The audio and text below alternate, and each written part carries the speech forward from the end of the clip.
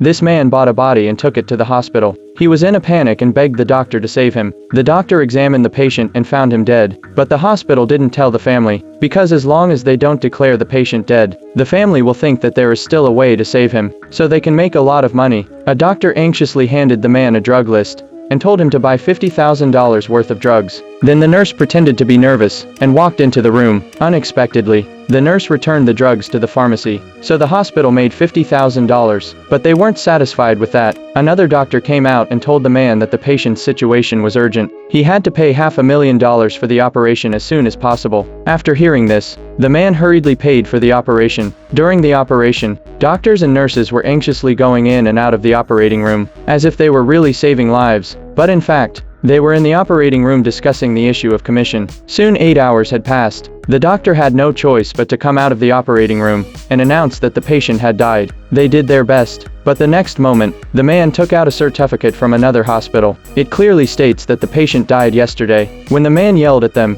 and asked what they had just done, a doctor was so scared that he grabbed the certificate and swallowed it. The man didn't panic when he saw this, because he had already prepared a backup. The doctors were in a panic. The man said the hospital must pay $500 million to compensate the victim's family. In order to prevent the hospital from being exposed, the hospital owner had no choice but to pay the compensation. After giving the money to the victims' families, he exposed the hospital to the media. Some of the people who had been victimized by the hospital learned about this. They directly surrounded the director of the hospital to demand compensation. They thought the hospital wouldn't dare to do anything wrong after this, but they didn't know that the boss behind the hospital was actually a local gangster. Thus began the battle between good and evil.